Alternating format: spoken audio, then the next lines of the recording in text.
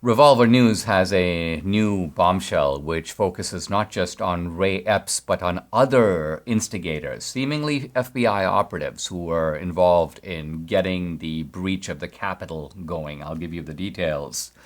Joe Manchin has turned out to be the iceberg that is sinking the USS Biden. Down goes the Build Back Better bill, and the left is like, Joe Manchin's got a lot of explaining to do to his constituents in West Virginia. No, he doesn't. I'll tell you why. I'm going to resolve the mystery of why people like Liz Cheney, Adam Kinzinger, Lisa Murkowski, why do they behave the way they do? What's in it for them? I'll tell you what. And former combat veteran Cory Mills will join me. He's going to talk about the private operations to rescue Americans that the Biden administration has left stranded in Afghanistan. This is the Dinesh D'Souza podcast.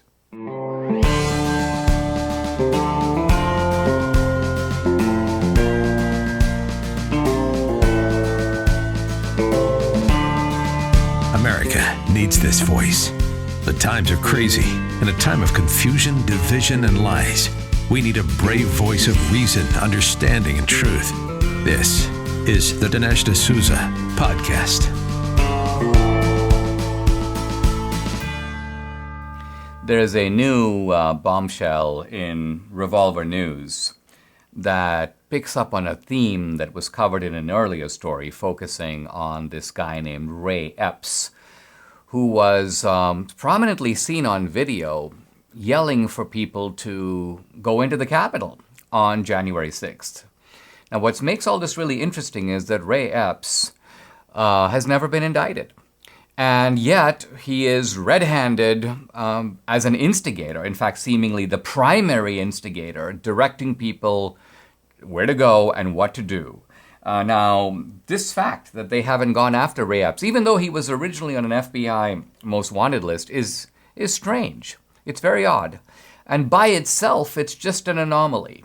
But what makes this new Revolver article so interesting is they broaden the argument, they broaden the evidence beyond Ray Epps, showing that there are other guys, very strikingly, who essentially enabled the Capitol breach. In fact, they took down barriers at the very logical point where the crowd would come from the Trump rally toward the Capitol, essentially saying, go in through here, this is the pathway in. And none of these guys, none of these key individuals have been indicted. Revolver News calls one guy scaffold commander. They have another guy methodically cutting down the fence, almost in a professional way. This is not some sort of activist who's shouting slogans. He doesn't have any Trump gear on. In fact, he's got dark sunglasses on. And it's like he's there to do a job. So these guys, it appears, are doing the FBI's bidding. They are, it seems, inside men. Now, the FBI hasn't acknowledged this.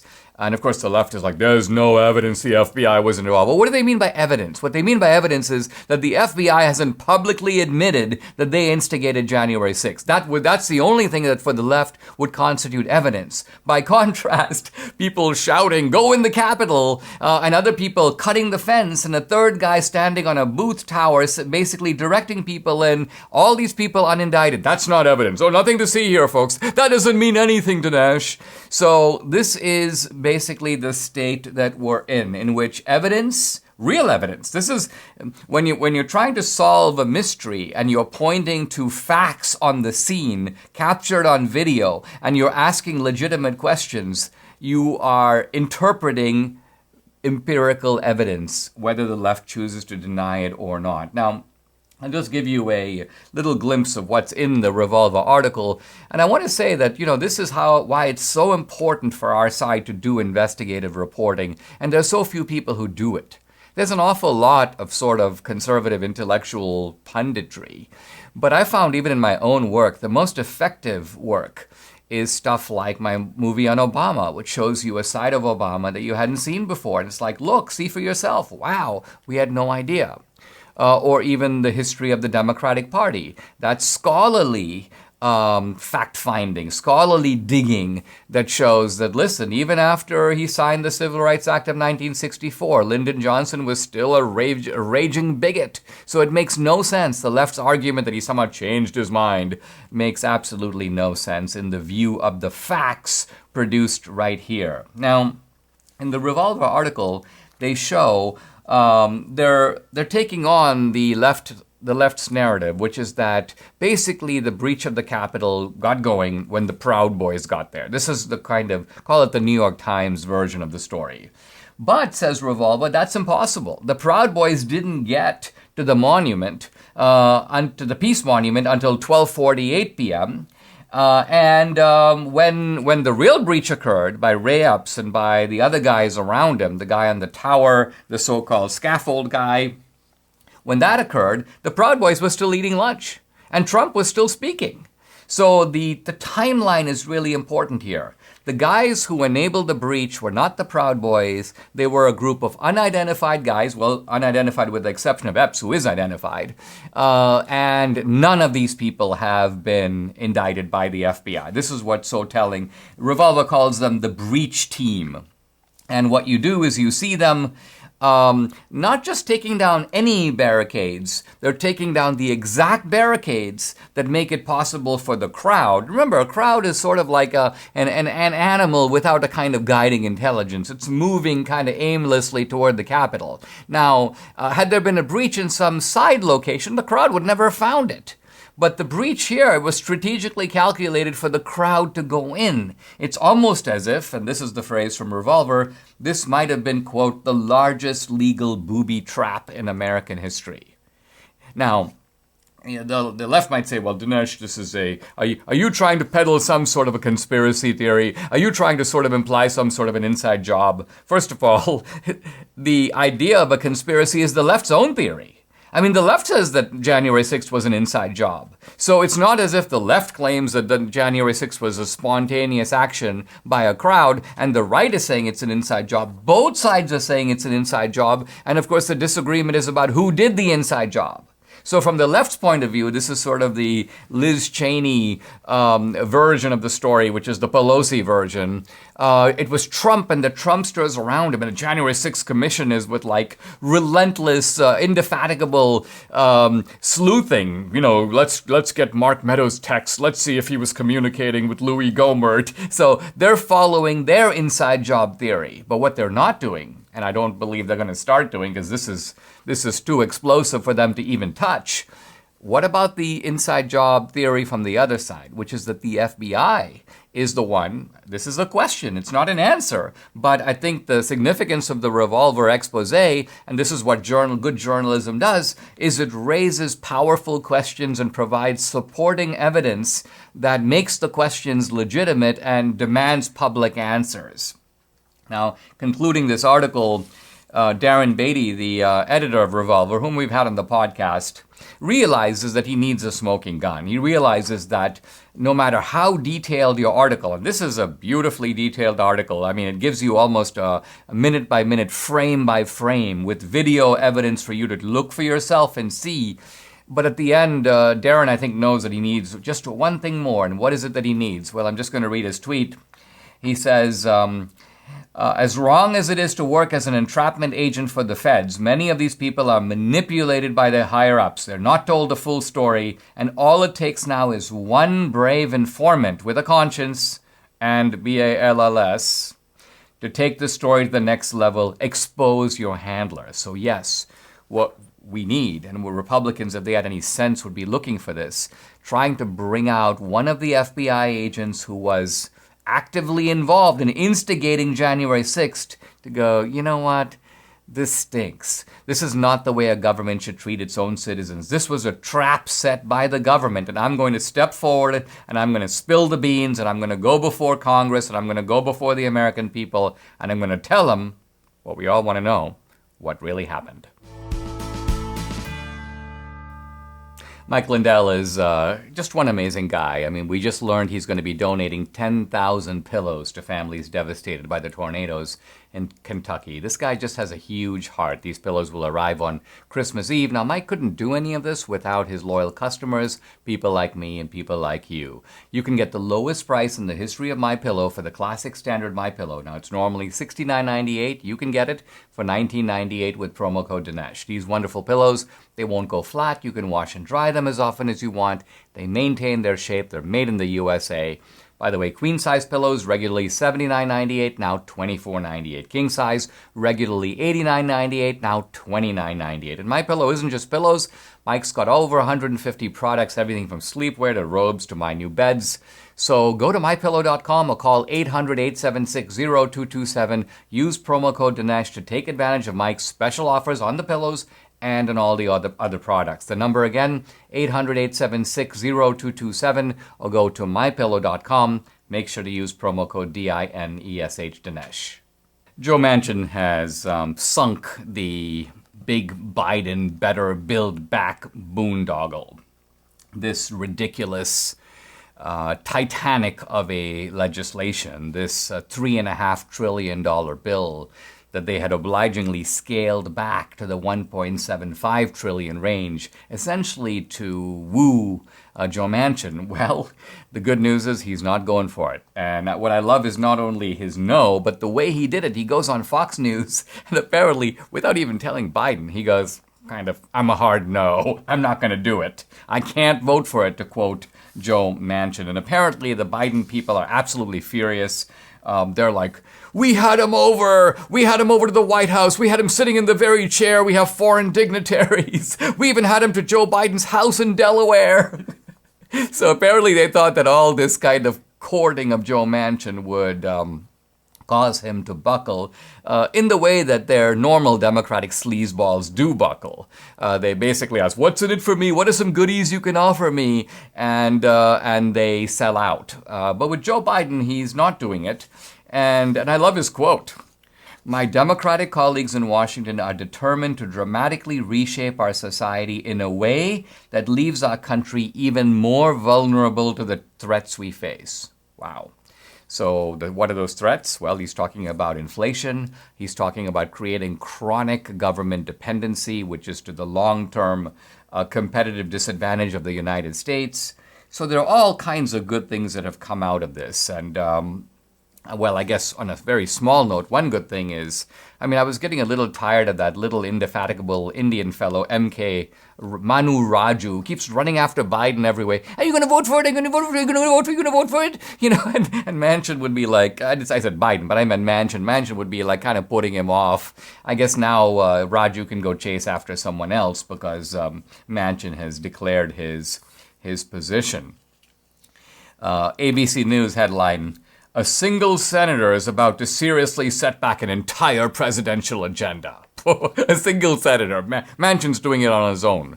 No mention of the 50 Republicans that are holding firm. And by the way, here we have to give a little credit to Mitch McConnell.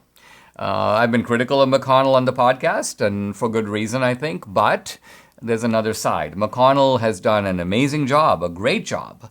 Think of how hard it is to hold the entire 50 Republicans, including people like Romney and Murkowski and Susan Collins, and essentially it's 50 no's.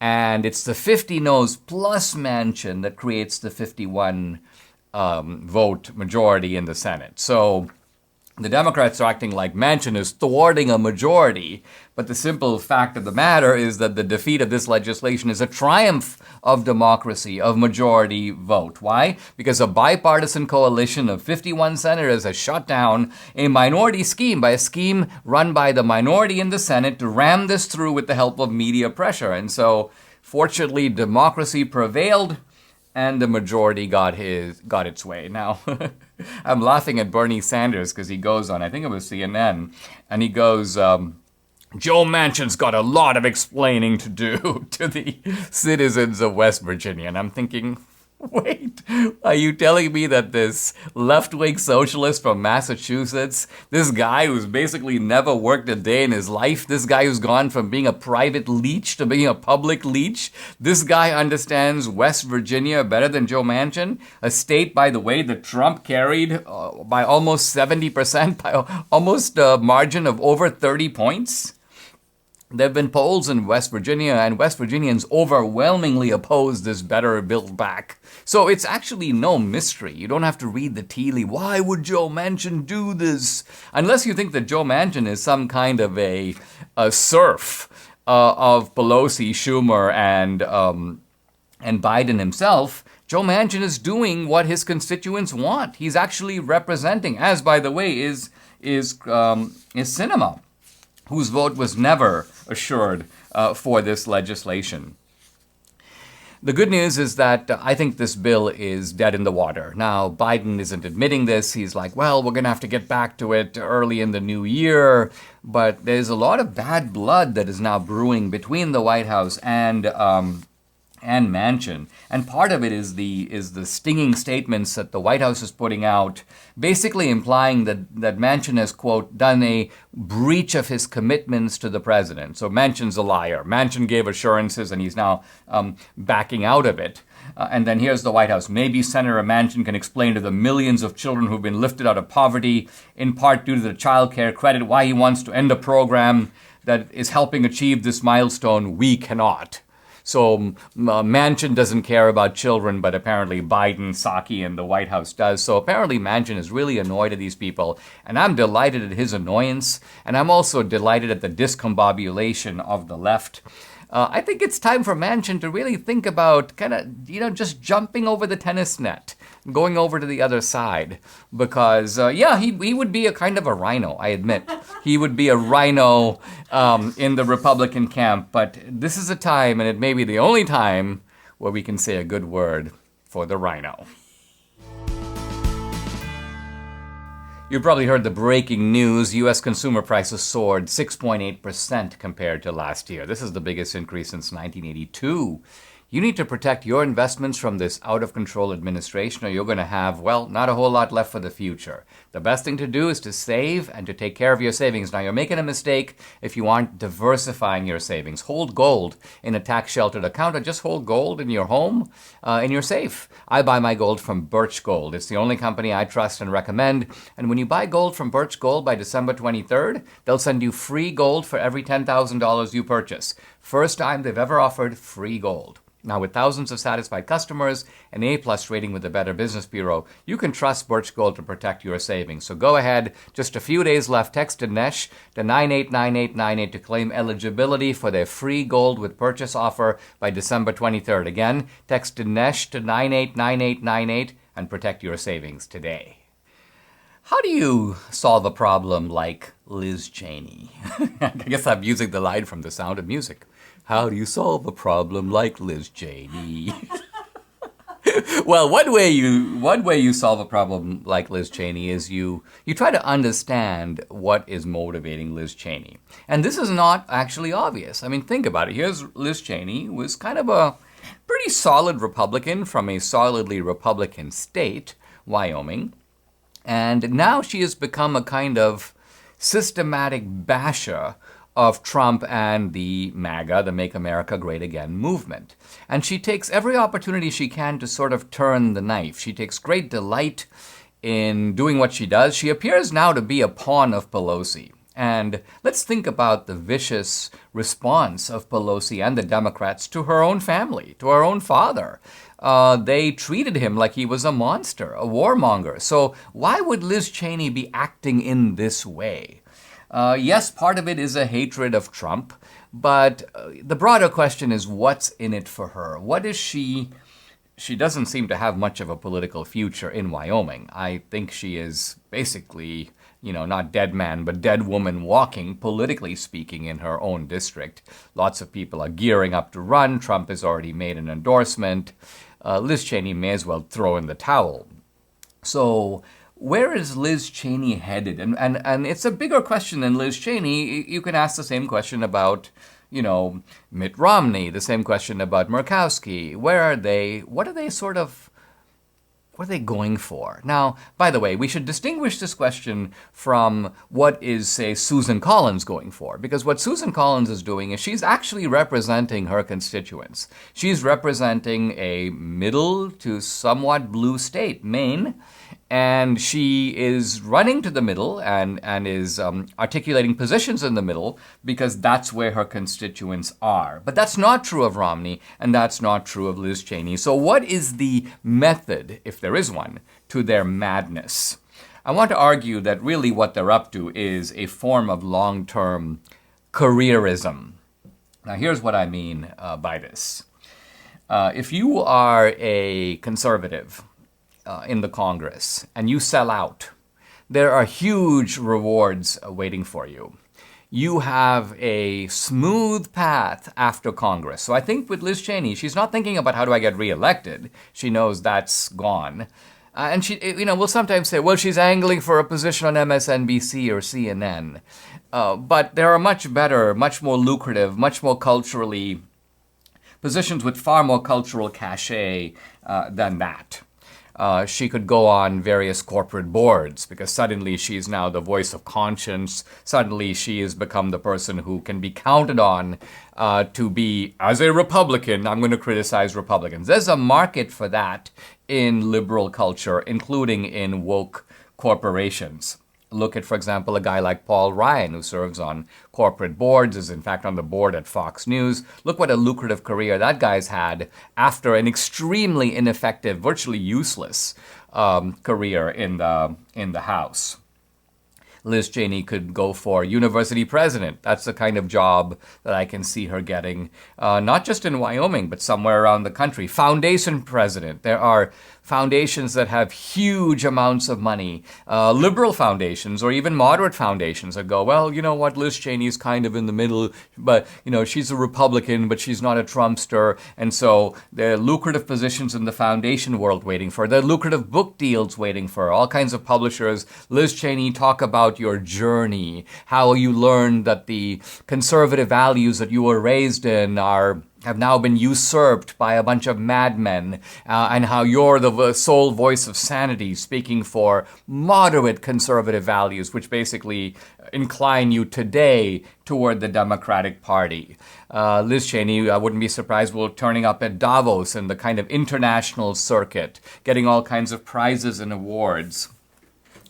If you want to see how it's profitable to turn against the right, just contrast a guy like Paul Ryan with a guy like Newt Gingrich. This is a very good comparison because both of them were Speaker of the House. So what's Newt Gingrich doing today? Well, not a whole lot. He's a commentator. He maintains a public presence. I spot him on Fox News every now and then. His wife is a U.S. ambassador to the Vatican, or was under Trump. And but Gingrich, by and large, is essentially kind of on his own. But look, by contrast, at Paul Ryan. Now, Paul Ryan wasn't as close to as influential as Gingrich. He's not as well recognized as Gingrich. Gingrich has a much bigger public name. But Paul Ryan's post-congressional career opportunities are much greater than Gingrich's. He can serve on corporate boards. He could be up for university president. There are all kinds of ways in which Paul Ryan can rake it in that are not available to Gingrich. And why? Because Gingrich stuck true to his beliefs, and Paul Ryan, in a sense, made the right signals to the left that he was essentially available, as is Liz Cheney, to do their bidding. How about a new year, 2022, without aches and pains? You go, what?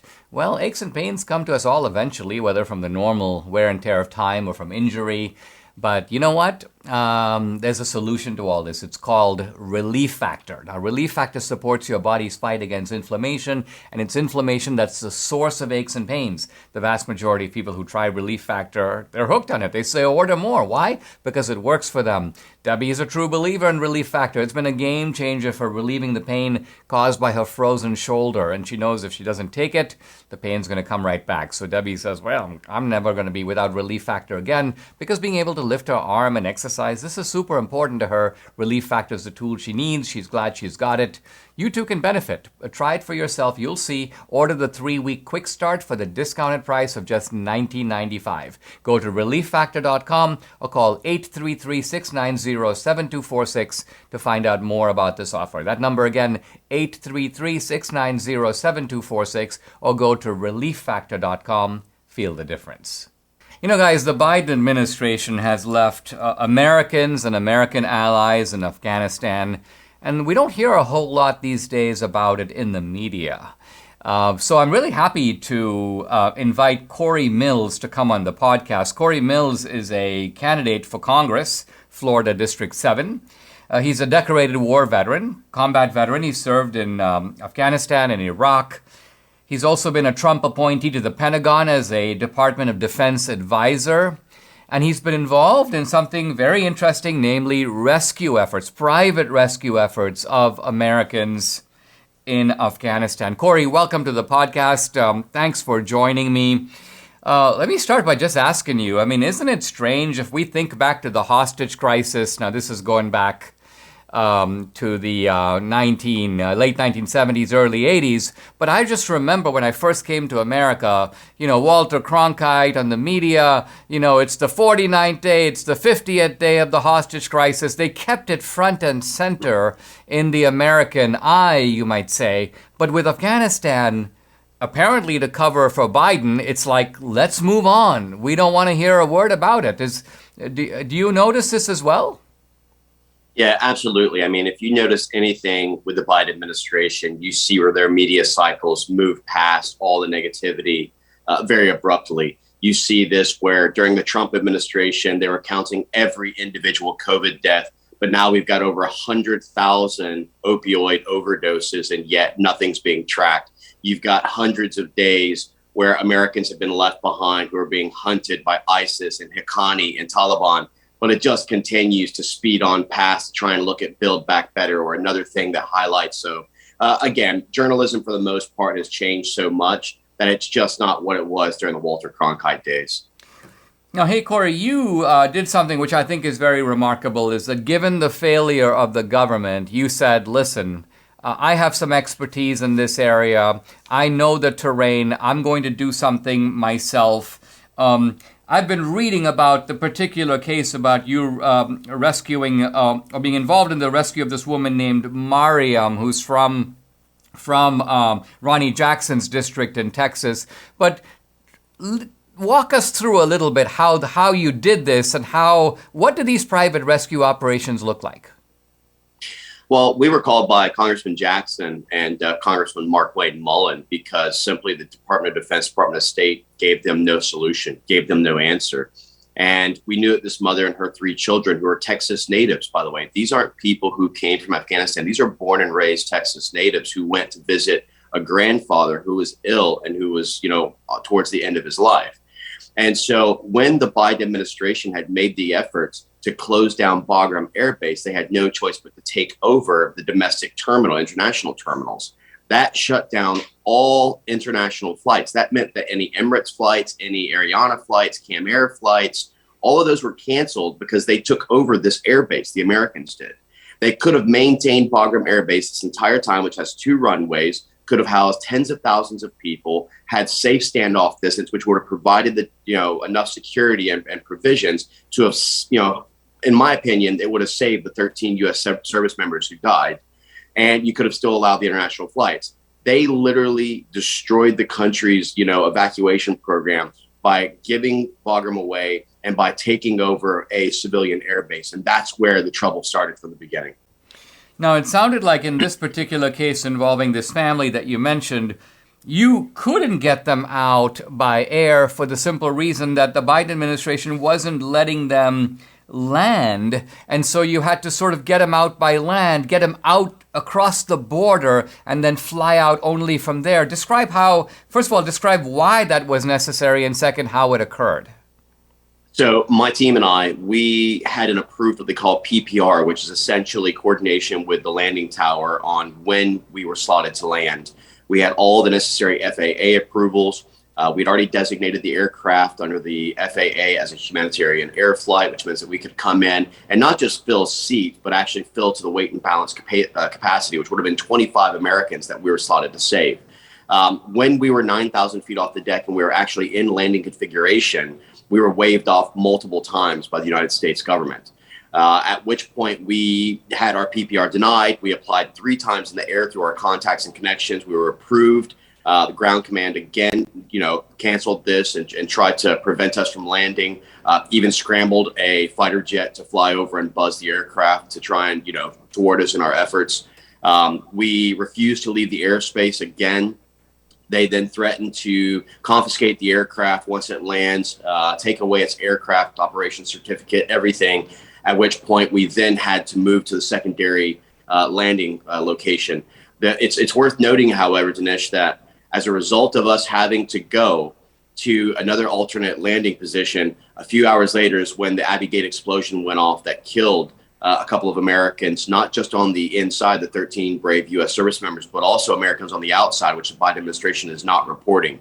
We have a few people who the State Department had asked to meet there who were blue passport holders who we were in contact with up until the point that we were waved off and the Abbey Gate explosion occurred, and we never heard from them again. So we believe that they had perished. Now, what you had to do to get this family out, and I'm just using them as a representative of this larger problem, is it sounds like you had to sort of either trick or con some border agents into letting the Americans get out. And so you're forced to do the kind of things that the Biden administration could have made this so much easier, couldn't they? Talk about that difficulty of getting them out. And then second of all, what possible rationale could be provided for the strange behavior of the U.S. government in this case?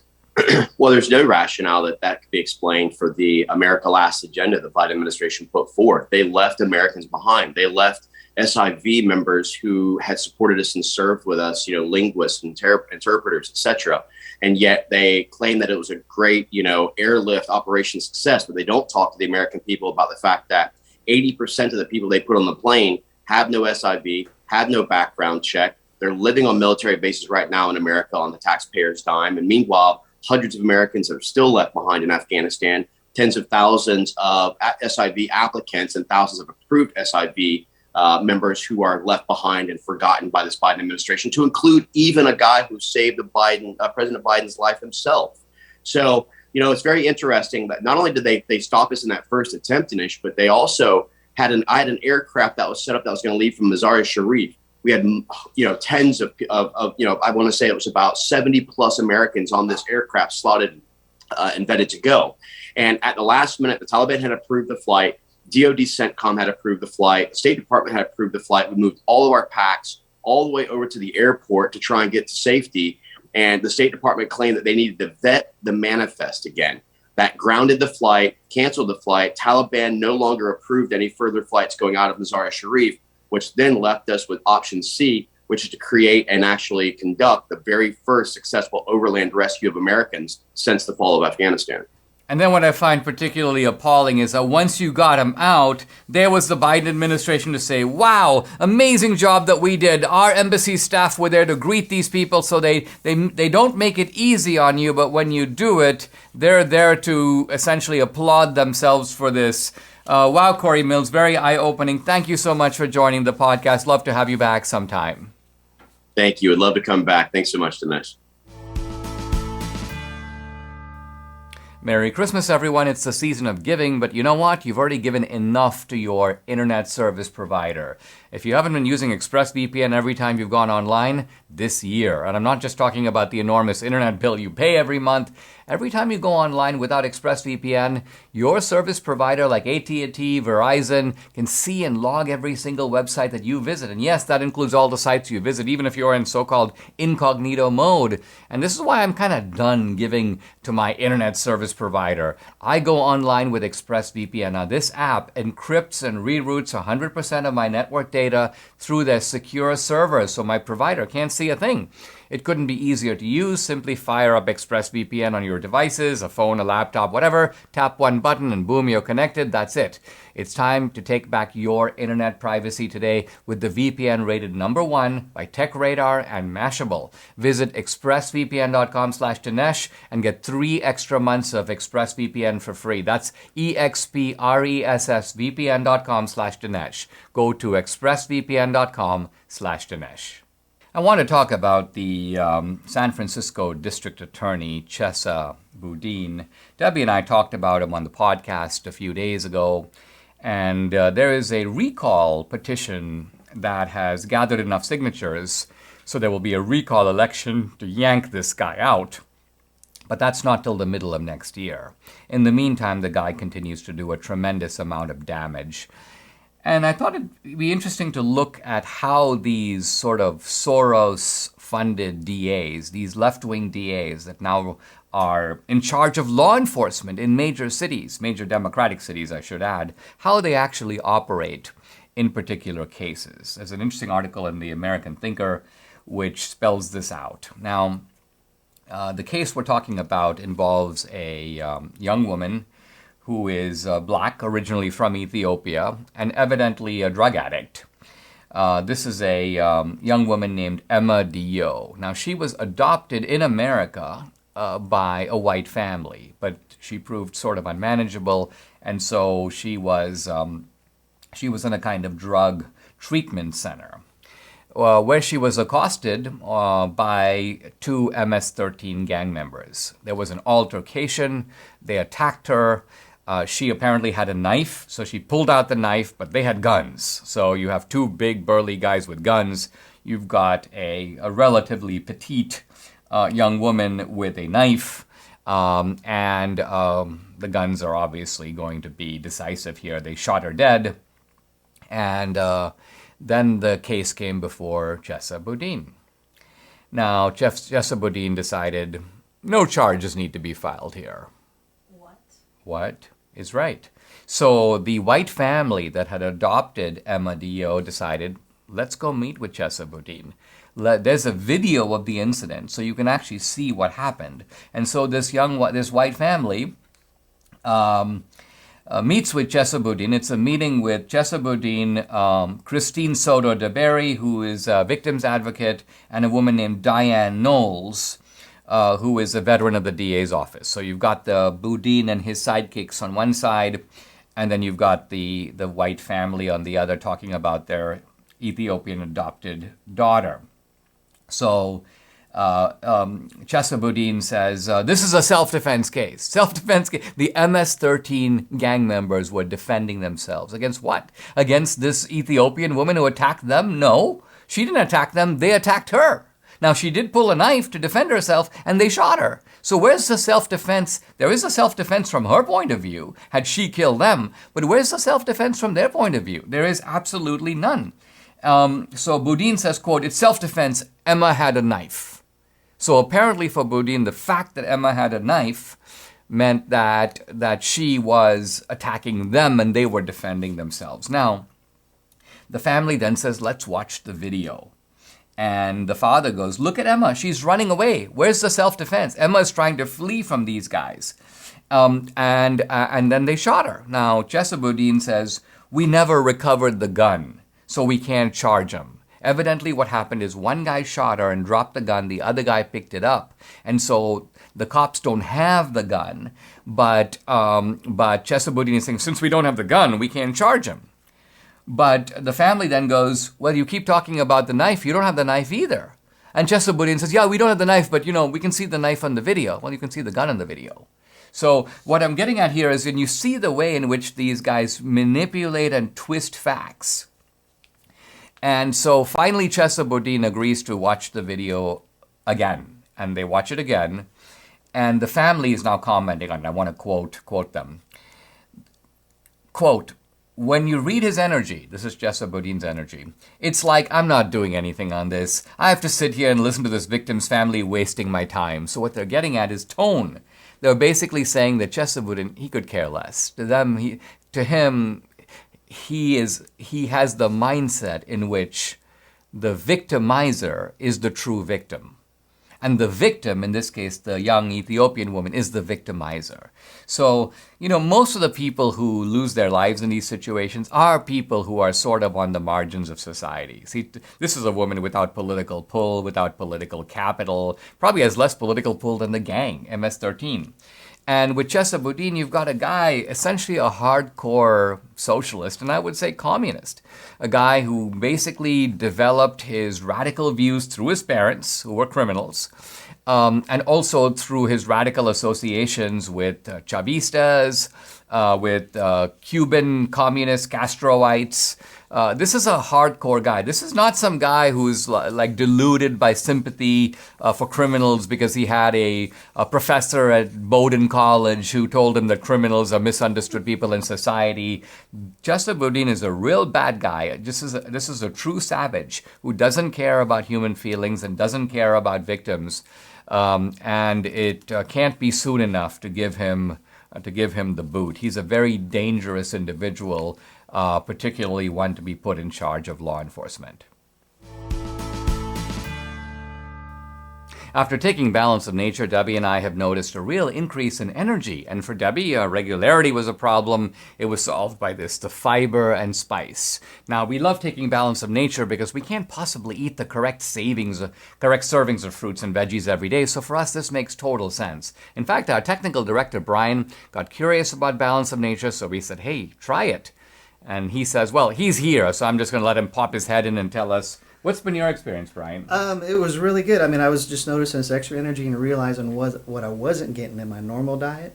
And then after the first bottles ran out, I thought, okay, we'll see how I'm doing. And after a few days, well, I called and I got on the subscription plan because I was realizing how good they are.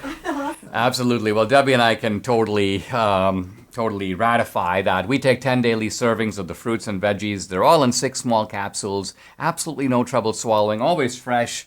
Nothing artificial. They smell great. So invest in your health. Invest in your life. Experience the Balance of Nature difference for yourself. It'll last for years to come. Now, for a limited time, all new preferred customers get an additional 35% discount and free shipping on your first Balance of Nature order. Use discount code AMERICA. Call 800-246-8751. That's 800-246-8751, or go to balanceofnature.com and use discount code AMERICA.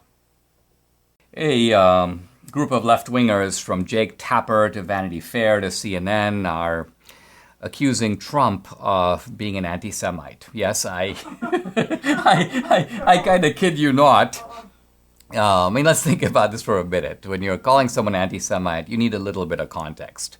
In Trump's case, you've got a guy who came of age in New York and in a Jewish environment where he was very, if anything, is pro-Semitic. Here's a guy who's strongly pro-Israel. Remember, Trump is the guy, after lots of people promised to do it, who moved the U.S. Embassy to Jerusalem. Trump was a guy who was constantly looking out for Israel. He had a very close relationship with Netanyahu, and he seems to be as much of a Zionist as Golda Meir or Netanyahu himself. His son-in-law is Jared Kushner, and his daughter Ivanka converted to Judaism. So if you look at the background, this is on the face of it, a preposterous accusation. But Trump is plain spoken about stuff, and in a recent interview, he made some statements, which apparently Jake Tapper calls, quote, jaw-dropping. So let's look at these jaw-dropping statements. By the way, here's Vanity Fair. Trump goes full anti-Semite, unloads on American Jews in wildly bigoted rant. And here's CNN. Trump uses anti-Semitic tropes.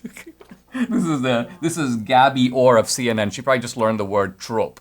A trope is basically a term, an anti-Semitic theme. So let's see what these anti-Semitic themes are from Trump. He's speaking to an Israeli journalist named Barak Ravid on a podcast. And he says, first of all, it used to be that Israel had absolute power over Congress. Little bit of an overstatement, but what Trump is getting at, and he's quite right about this, is that Israel used to have bipartisan support. Both parties were strongly pro-Israel. And now the Democrats are increasingly anti-Israel. So the political unanimity that Israel could count on from both parties doesn't exist anymore. So I rate this statement true. True in the sense that I just re-described it. Trump continues. The Jewish people in the U.S. either don't like Israel or don't care about Israel. Now, this is the statement that the left is jumping on, and this is the one that they're calling wildly bigoted. And let's try to understand what they're saying. Here's Vanity Fair. They say Trump went on a lengthy rant about how American Jews supposedly aren't loyal enough to Israel, invoking a longtime anti-Semitic trope, there's that word again, trope, about Jewish people and allegiances to other countries. Okay? But if you really pay attention, Trump, far from ratifying this anti-Semitic trope, is actually saying the exact opposite. So what is the anti-Semitic trope? The anti-Semitic trope is that Jews only care about Israel. They don't care about America. They're too attached to Israel, and they will put Israel's interests ahead of America's. Now, what is Trump saying? Trump is saying the opposite. Trump is saying that American Jews should be more loyal to Israel. They're not loyal enough. They don't care about Israel, evidently. So far from reinforcing anti-Semitism, Trump is undercutting the anti-Semitic trope. He's saying, in a sense, the exact opposite of the kind of ancient accusation that Jews have their allegiances with a foreign country. And finally, Trump says there are Jewish people that run the New York Times, which he finds amazing because the New York Times is often attacking Israel. Now, this is simply a factually true statement. The New York Times is owned by the Sulzberger family. I mean, it's now public, but the chief interest is owned by the Sulzberger family. And so the idea that the New York Times is, quote, run by Jews is, in fact, nothing more than a statement of fact. So what you have here with this anti-Semitism stuff is it's now become a little bit of a political football. Here's another case. Fox News runs a cartoon by Branko. Branko is a very talented cartoonist, showing George Soros manipulating the defund the police and the no bail movements, which is, again, a factual statement. Soros has poured billions of dollars. Here's the ADL. The ADL goes, as we have told Fox News numerous times, casting a Jewish individual as a puppet master who manipulates national events for malign purposes conjures up long-standing anti-Semitic tropes. Here's that word again, tropes. So the basic idea is that you can't criticize Jews because you are engaging in tropes. Now think of how stupid this is. We're not criticizing, there's no criticism here. Branko's not criticizing Jews, he's criticizing Soros. And is it an exaggeration to say that Soros views himself as a puppet master, manipulating not just national, but international events? That's how Soros sees himself. That's how Soros describes himself in interviews. He once talked about his messiah complex. So what are these people even saying? Can you not criticize Jeffrey Epstein or Harvey Weinstein because, you know what, you're engaging in anti-Semitic tropes. You're implying that Jews are lecherous. You're implying that Jews are financial criminals. You're implying that Jews do this. No, we're not implying that Jews do anything. We're basically focusing on the particular individuals and speaking about them. So it's not that you get a kind of Jewish exemption because to criticize you if you're Jewish somehow invokes a trope. This would be like me saying, well, listen, you know, Indian people are known to be cunning and extremely smart and in some cases diabolical. So anybody who calls me cunning and smart and which lots of people, by the way, call me, to my secret delight, I should add, you're invoking anti-Indian tropes, guys. This is racist against brown people. You know, our discourse has totally degenerated, and the latest critiques, both the one from the ADL and the one aimed at Trump, are evidence of this intellectual freefall. It's getting a little late in the game, but you want to get a really cool Christmas present or New Year present for your loved one? Well, how about giving them a new iPhone? That's right. Pure Talk has iPhone 12 starting at just $479 through the end of the year. And yes, they have the 13s too.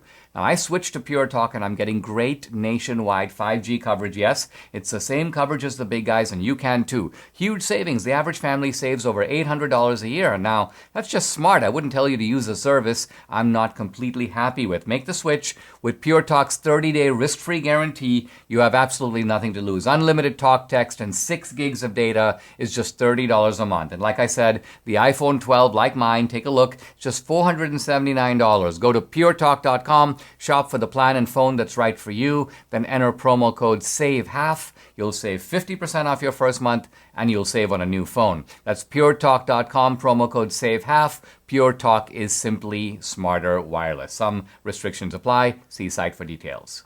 As we move toward Christmas, I want to talk about some very good news about Christianity on the global front.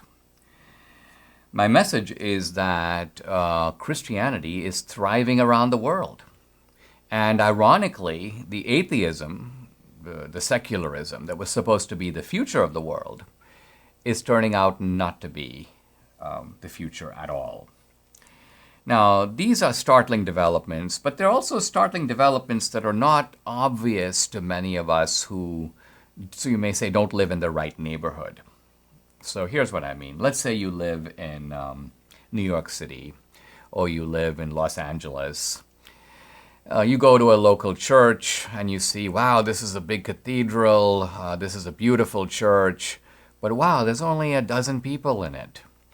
And so you get the idea that in these precincts, these kind of elite urban precincts of New York or California, and by the way, the same could be said in large parts of Europe, or in Canada, or in Australia, you do have the phenomenon of churches that have become somewhat museumized. If you go see the Cathedral of Chartres or the Cathedral of, or go to Canterbury, you now get these tourist guides who take you around. They tell you about the history, they tell you a little bit about the architecture, but what they don't tell you about is the underlying system of beliefs that caused those magnificent structures and destinations to be erected in the first place. So secularization does have something going for it. Elites in the West, primarily in Europe, but also to an extent in America, have become secularized, have also become to some degree anti-Christian, because along with this radical secularism goes a hostility to Christianity, at least Christianity as it expresses itself in the public sphere. And for many of us, that's the story. In fact, that's the story we learned in college. It's not just a story of what's happening, it's a story about what is supposed to happen. In college, in sociology, we learned something that is called the Secularization Thesis. And the idea here is not just that secularization is happening, but that somehow secularization is a law of history. That secularization is written into, as societies become more sophisticated, more educated, more affluent, they cast aside the primitive religious beliefs that originally defined them, and they all essentially move in the same direction. In a sense, you can say that everybody is headed toward the destination of American or Western secularism. Peter Berger, the sociologist, put it very well. He's describing the secularization thesis, which is that as the inevitable result of science, reason, progress, and modernization, everybody will become more secular. And as he puts it, quote, eventually Iranian mullahs, Pentecostal preachers, and even Tibetan lamas will all think and act like professors of literature at American universities. Now, the good news, which I promised and I'm delivering now, is that this secularization thesis is being disproven empirically around the world. Christianity is growing on pretty much every continent. It's even growing in many parts of the West, but just not in the parts of the West that we often see. So let's talk about some evidence of this. Now, first I should say that we're seeing not just a global revival of Christianity, but a global revival of religion in general. In India, for example, my native country, there's a revival of Hinduism. Now, it has a political form that is sometimes questionable. It's called Hindutva, sort of India is a Hindu country and nobody other than Hindus belongs in India. And I oppose it in that form. But the revival of people having an interest in Hinduism is a remarkable phenomenon. We all know about the revival of Islam. There's a revival of Islam all around the world. And even Islamic countries, think of Iran, think of even Turkey, which were at one time moving in a secular direction, very often, by the way, pushed by a ruling dictator. In Iran by the Shah, in Turkey by Ataturk. And that occurred for a while. But then there was, I guess leftists and progressives call it a backlash. But all we mean by a backlash is that essentially the religious sensibilities of Iran and Turkey have asserted themselves. Essentially, even the Turks go, listen, it's one thing to say that we want modernization. It's another whole thing to say that we want to give up Islam. We don't. And so you have a global revival of Islam. Again, it can take ugly forms, but it is a fact nevertheless. It's occurring in Indonesia. It's occurring in pretty much all over the Muslim world. And there's a global revival of Christianity, and this is the biggest revival of all. Christianity, I think it's important to note, is the only truly universal religion. Now, this is not kind of obvious because it seemed, wait a minute, isn't Hinduism universal? No, Hinduism is not universal. Hinduism, by and large, is a religion in India. Now, there are Hindus who are far-flung, who live in Trinidad and who live in the West. And so Hinduism, in that sense, has a little bit of a diaspora. Hindus have been sort of exported, you may say, out of India. But by and large, nobody would claim that Hinduism is universal. Islam is not universal either. Islam is confined to what we now call the Muslim world, but it's by and large the Middle East. It's certain pockets of Asia, places like Indonesia, which, by the way, is the largest Muslim country in the world, certain parts of North Africa, and Islam has now also penetrated deeper into Africa. But what's the one religion that you can find no matter where you go? What's the one religion that's present in China? It's present in Japan. It's all over Asia. There are Asian countries in which you have massive churches. What's a religion that has not only had its birthplace in Europe, is now in the United States, but is now all over South America? South America, for example, is, of course, it's traditionally Catholic, but we also see a massive movement toward evangelical Christianity in countries like Brazil, which once had virtually no evangelical Christians, was essentially all Catholic. Now you may say, well, wait a minute, unless you're going from Catholic to evangelical Christianity, this is not a net gain, but yes, it is. Why? Because in many cases you have people who were habitual Catholics, who may or may not even go to Mass, who weren't really particularly fervent or enthusiastic about their faith, who are now on fire for Christ, who are now very active in a Pentecostal Christianity, or even inside the Catholic Church, there's a powerful charismatic movement, a revivalist movement. So there's powerful Christianity now in Central and South America. There's Christianity all over Africa. You have African countries which at one time had virtually no Christians, which are now 30, 40, 50% Christian. And so this is a thrilling story in which we see this religion that began in a sense, in Bethlehem, began in a God-forsaken corner of the Roman Empire. Who could have predicted at the time of even Christ's death that this would go anywhere? And even after Constantine converted in the 4th century and Christianity was carried on the backs of the Roman legions, Christianity at that time seemed like, yes, it's going to spread through Europe, but that's it. It's not going to spread really anywhere else. But through a set of remarkable developments, and some of this goes back centuries. It goes back, for example, to the Counter-Reformation, where Catholic missionaries for the first time went to places like Japan. But we have been seeing in the late 20th century and now in the 21st century huge amounts of conversions, the emergence of indigenous churches all over the world, and a remarkable new phenomenon, which I'll pick up tomorrow and talk perhaps more about it. And that is the emergence of missionaries who are coming from third world countries to the West. Think about this. There are people from Somalia and Mali setting up churches in the Netherlands. You have people, again, brown-skinned and black people coming from other countries setting up churches in America. And these are vibrant, traditional churches. These are not liberal churches where, the miracles, Dinesh, are metaphorical. No, these are churches that believe the world of the Bible. They believe the promises of Jesus. They expect the second coming of the Messiah. These are churches that are ready for the great event that is symbolized this week, namely the birth of a child in the manger who has not only changed Europe, not only changed the world, but it would not be an exaggeration to say has changed everything.